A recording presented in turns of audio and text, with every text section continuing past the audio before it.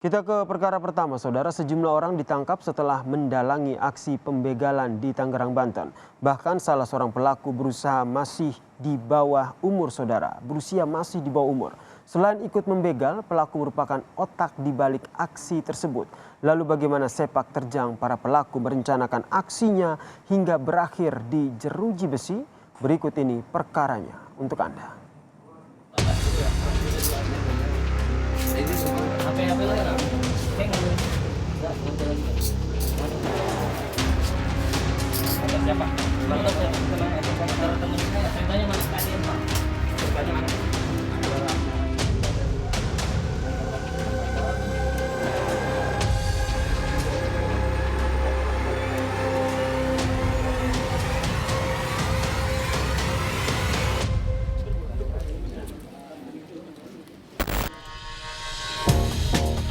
Guna mendalami perkara ini, kami coba mendatangi TKP.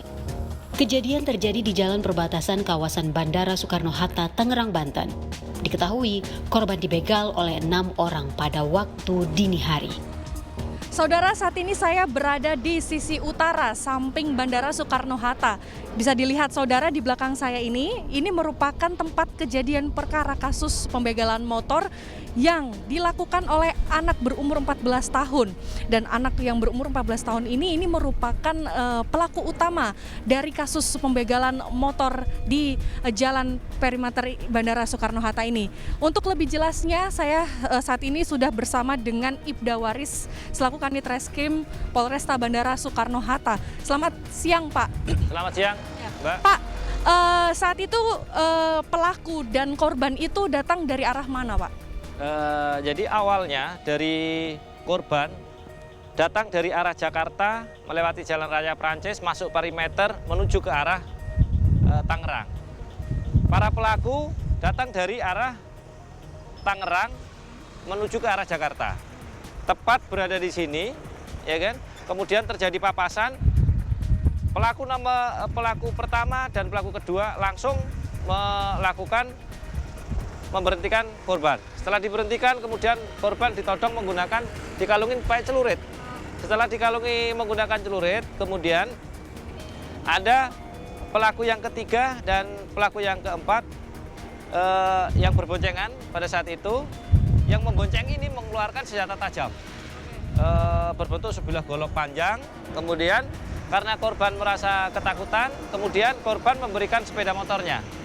Setelah memberikan sepeda motornya, selanjutnya dari pihak pelaku yang kedua yang tadi membonceng dan menodongkan sebilah celurit, langsung mengambil motor tersebut dan langsung melaju ke arah Jakarta. Melaju ke arah Jakarta, melewati Jalan Raya Prancis. Selanjutnya korban di sini jalan kaki untuk minta pertolongan. Kami lantas melanjutkan penelusuran ke Polres Bandara Soekarno-Hatta, tempat para tersangka ditahan. Pada kami, tersangka yang berperan sebagai pembonceng mengaku AS lah yang menjadi otak pembegalan. AS adalah teman pelaku yang masih di bawah umur. Saya setelah ngajakin pulang, ngajakin pulang ya kan. Nah, terus dia bertiga, Bagol, Solihin, saya, sama Rajesh, sama Janggut. Nah udah, begitu Rajesh sama Solihin bertiga ya kan, bawa pedang, langsung kebegal. Nah, itu kenapa kamu mau ikut? Karena saya dipaksa. Terpaksa. Oke, terus ngincernya di kawasan mana? Di kilometer. Di mana? Kilometer. Kilometer. Oke, terus selain itu kalian pas udah begal motornya, prosesnya seperti apa? Barangnya digimanain? Barangnya di rumah Solihin. Terus saya pulang tidur. Kamu sama teman-teman ngincarnya korban yang seperti apa? Ada kriterianya nggak? Diancam korban itu. Kenapa? Diancam. Enggak, maksudnya ciri-ciri korban yang mau kamu begal itu harus seperti apa? Saya nggak tahu. Oh, itu rencananya semua si Solihin. Solihin. Saya cuma nungguin mau di motor doang.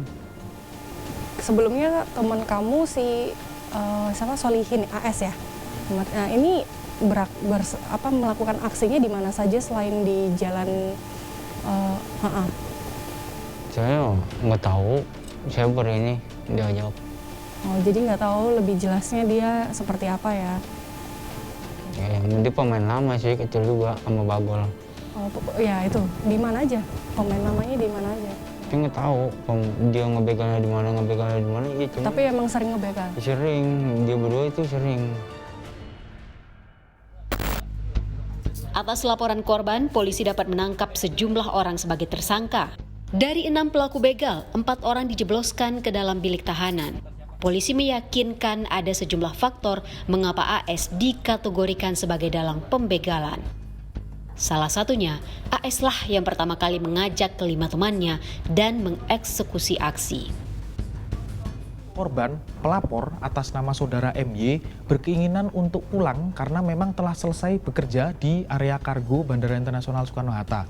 Kediaman yang bersangkutan ada di daerah Rawarengas atau tepatnya di area belakang Bandara Internasional Soekarno-Hatta. Yang mau tidak mau saudara MY, sekali lagi saudara MY adalah korban, harus melewati akses yang disebut sebagai perimeter. Dalam hal ini adalah perimeter utara. Seperti kita ketahui bahwa Bandara Soekarno-Hatta ini terhubung dengan area luar, itu terhubung melalui jalan yang disebut sebagai 2 jalan, yaitu perimeter utara dan perimeter selatan. Di mana pada malam dini hari di 1 Juli 2020 tersebut, saudara MY yang menjadi korban ini harus melalui area atau jalur perimeter utara untuk menuju pulang ke rumahnya dengan menggunakan kendaraan bermotor roda 2. Sekira pukul 01.00 yang bersangkutan atau saudara MY ini sedang melewati jalan perimeter utara arah keluar dari Bandara Soekarno-Hatta menuju ke arah Tangerang atau daerah Rawarengas. Pada saat yang bersangkutan menyusuri area jalan perimeter utara tersebut, berpapasan dengan 3 buah kendaraan bermotor yang tidak dilengkapi dengan plat nomor dan yang mengendarai juga tidak melengkapi diri dengan alat keselamatan berupa helm. Di mana 3 buah motor tersebut dioperasionalkan oleh 6 orang, artinya 1 buah motor saling berboncengan. Kemudian ya, yang berkorelasi kepada 3 buah motor berarti 6 orang. Arahnya berlawanan.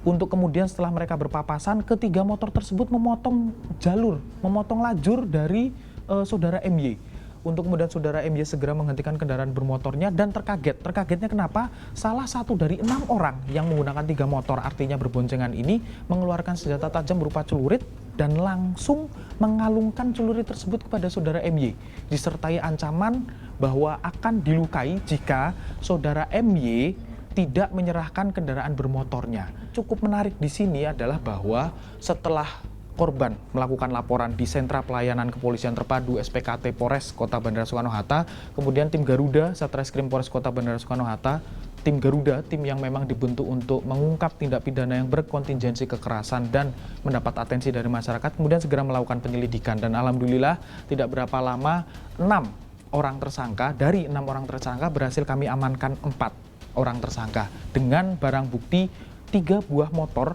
yang digunakan oleh ke-6 orang tersangka berhasil kami sita. Yang cukup menarik di sini adalah bahwa ternyata salah satu dari ke-4 orang tersangka pelaku dugaan tindak pidana pencurian dengan kekerasan yang menggunakan senjata tajam berupa celurit ini adalah anak di bawah umur. Adalah pelaku utama, adalah inisiator dari dugaan tindak pidana ini. Adalah dader atau otak sehingga kemudian tindak pidana ini terjadi. Bayangkan, umur 14 tahun kami nilai, penyidik tim Garuda nilai sebagai dader atau otak dari tindak pidana. Kenapa kami bisa bilang sebagai dader atau otak tindak pidana? Ada 3 hal. Yang pertama, saya ceritakan di depan tadi bahwa korban, saudara MY, terpaksa karena keselamatan dirinya terancam menyerahkan motornya, kendaraan bermotor roda 2-nya. Yang mengkalungkan senjata tajam berupa celurit ke korban atas nama saudara MY adalah tersangka AS yang baru berumur 14 tahun ini. Yang kedua, inisiator dari rangkaian tindak pidana pencurian dengan kekerasan ini adalah adik kita AS ini yang berumur 14 tahun. Dengan apa kami tanyakan dan kami tuangkan dalam berita acara pemeriksaan, dalam proses pemeriksaan, adik kita AS ini dalam tanda kutip mengompori atau mengajak tindak pidana ini dengan bahasa yang cukup lugas kepada tiga tersangka lain, 5 tersangka lain yang 3 berhasil kami amankan, dan mohon doa dari masyarakat semoga yang 2 lagi segera dapat kami amankan yang umurnya sudah dewasa. Yang terakhir, kenapa kami dari penyidik tim Garuda bisa mengatakan umur 14 tahun ini adalah sebagai otak atau dader dari tindak pidana pencurian dengan kekerasan ini, bahwa barang hasil kejahatan berupa kendaraan bermotor roda 2 yang sebelumnya dikuasai dan dimiliki oleh korban atas nama saudara MY dijual sebesar 1 juta rupiah dengan menggunakan perantaraan media sosial, dan sistem pembayarannya adalah cash on delivery, COD, cash on delivery, dengan bertemu di daerah Jakarta Barat. Pertanyaan saya, siapa yang menjual? Adik kita atas nama saudara AS, tersangka 1 ini. Bisa kita bayangkan umur 14 tahun menjadi inisiator, yang menjadi pelaku utama dan yang menjual hasil barang kejahatan. Ibarat fenomena gunung es, kasus yang melibatkan anak sebagai otak kejahatan kerap terjadi. Dalam kacamata psikologi, tatanan pendidikan sejak dini dan diskriminasi dapat menjadi faktor pendorong anak menduplikasi kejahatan. Seorang anak berumur 14 tahun menjadi dalang kasus pembegalan motor yang terjadi di kawasan Bandara Soekarno-Hatta. Bagaimana psikolog anak melihat kasus ini? Saat ini saya sudah terhubung bersama dengan saya, Kak Seto. Selamat siang, Kak Seto. Iya, selamat siang Mbak Grace. Ya. Gimana Kak, kabarnya? bisa mendengar Sehat? suara saya? Iya, cukup jelas. Oke. Cukup jelas. Iya. Kak, ini terkait kasus pembegalan motor yang dalangnya ini adalah anak berumur 14 tahun. Bagaimana Kak Seto melihat kasus ini? Iya, sebetulnya kami dari LPAI, Lembaga Perlindungan Indonesia, tidak terlalu terkejut ya, karena kasus demikian sebenarnya cukup banyak. Jadi semacam fenomena gunung es ya. Kekerasan yang justru dalangnya, otaknya adalah justru anak-anak yang masih remaja, masih usia SMP begitu. Ini pernah terjadi juga di Sumatera. Waktu itu kami temukan geng motor yang kemudian juga melakukan berbagai tindak kekerasan terhadap warga masyarakat ya, dengan membacok, bahkan membunuh dan sebagainya. Juga dalangnya ada seorang anak SMP, bahkan anak perempuan gitu. Jadi luar biasa sekali begitu, dan semua bisa terkendali oleh otaknya ini. Nah, ini kalau kami lihat secara psikologis, anak-anak usia demikian ini kan sedang ibaratnya gunung berapi, ini sedang membara, magma yang membara di gunung berapi ini. Di mana pada saat ini tertutup gunungnya, maka akhirnya panas, akhirnya meledak menjadi suatu tindakan yang tidak tersalurkan begitu. Anak-anak pada dasarnya penuh dengan dinamika, penuh dengan kreativitas membara, juga agresivitas ya. Kalau semua itu mendapatkan pengarahan yang tepat, akan menjadi prestasi cemerlang. Apakah ya beberapa anak ada yang menjadi YouTuber, tapi juga menjadi prestasi penyanyi, mungkin pemusik, penari dan sebagainya. Jadi intinya adalah dinamika yang membara ini yang tidak tersalurkan atau tersalurkan dengan cara yang keliru. Di mana mungkin ada contoh-contoh, karena anak-anak remaja adalah peniru-peniru yang terbaik. Ya, contoh-contoh ini mungkin lingkungan, mungkin saudaranya, pamannya, orang tuanya dan sebagainya. Dan kemudian ini menjadi bagian yang dinikmati oleh anak itu. Atas perbuatannya, tersangka AS terjerat Undang-Undang Perlindungan Anak dan Sistem Peradilan Anak karena yang bersangkutan ini masih di bawah umur. Berbeda dengan 3 tersangka lainnya ini terjerat undang-undang dengan pencurian dengan aksi kekerasan. Menurut psikolog anak, kasus yang melibatkan anak di bawah umur dalam geng motor ini sudah banyak terjadi di Indonesia. Poin pentingnya adalah keluarga menjadi peran penting dalam pendampingan sistem perkembangan anak menuju remaja. Gracia Adur, Riki Sultana, Kompas TV, Jakarta.